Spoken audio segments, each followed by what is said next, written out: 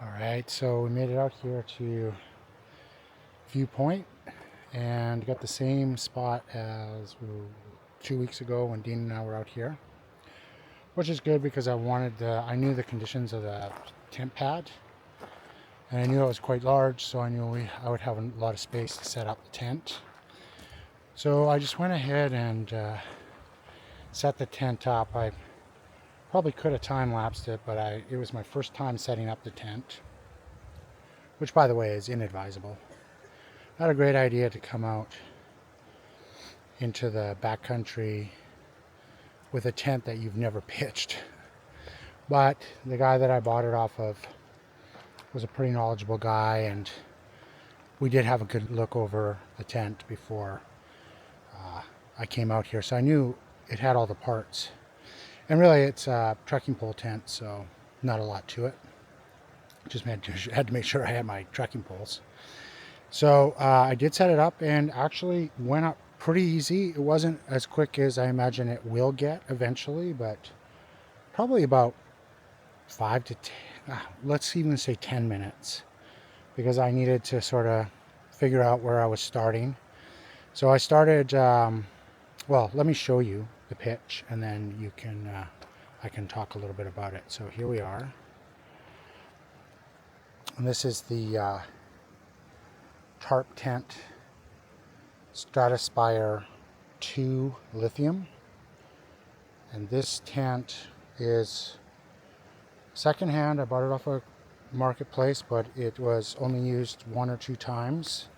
I met the guy. I actually bought a lot of the gear that I'm going to be reviewing this weekend from him last weekend. He's moving to Bangkok. Shared a lot in common, and one of the things that we shared in common was a love of high quality gear, but also a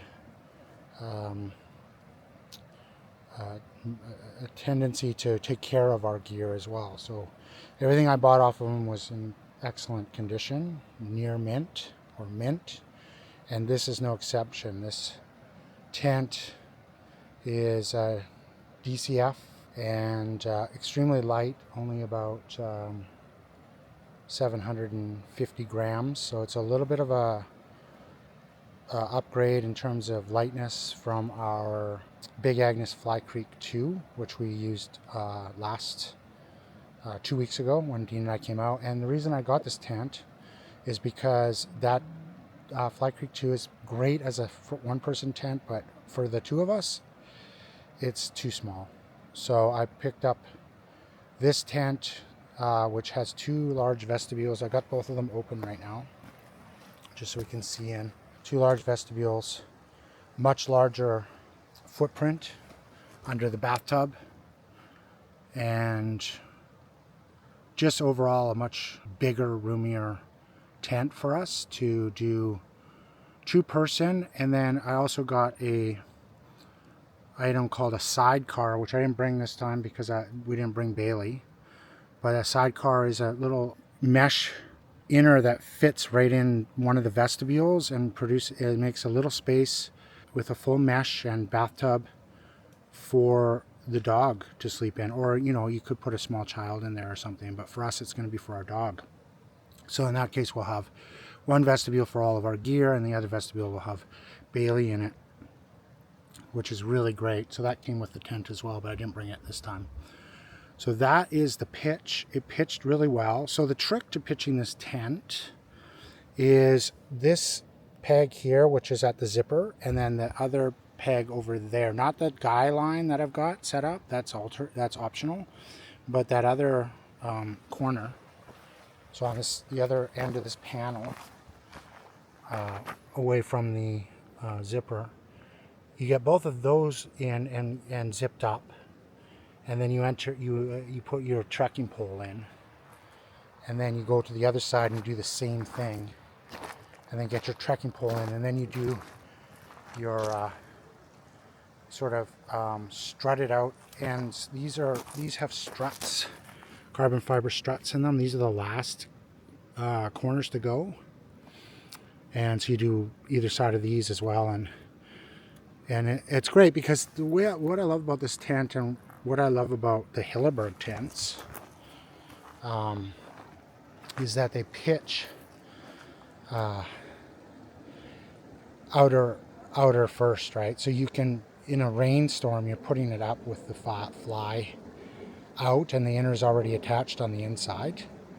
So for example, the Styka or the Solo is the same type of thing. Now the difference is this is a trekking pole tent, much lighter, and designed for 3-season use, whereas the Hilleberg tents are heavy, solid interiors rather than mesh interiors, and are designed more for 4-season use. So this kind of has a similar design philosophy, which is outer first. Your inner's not going to get wet. Large vestibules, same as the Hilleberg. Fairly roomy, not massively roomy, but I think there's enough space in this tent for 2 wide pads.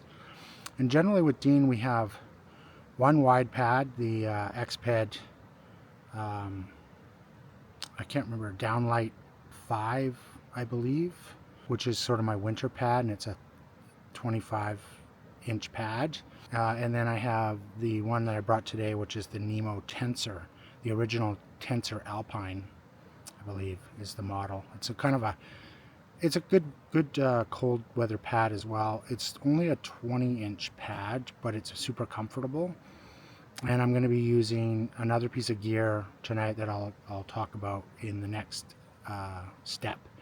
But that's the tent, the Tarptent Stratospire 2 lithium, and I also got off of him a Tarptent notch, the original, I believe it's the original sill nylon notch, which is a 1-person trekking pole tent, which I may do a video on, but I don't anticipate using it anytime soon because it weighs the same amount as this tent.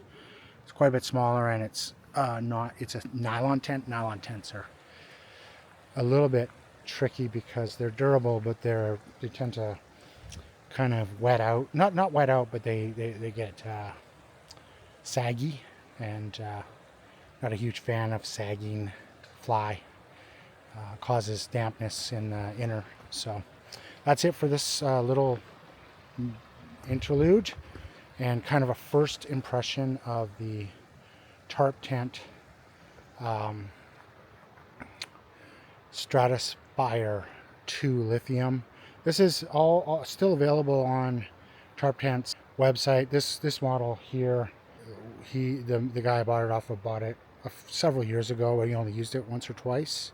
It is in mint condition. There's not even any I'll just go in here. There's not even any dirt or like anything in the inner. So I believe that he barely used it. Okay, that's that.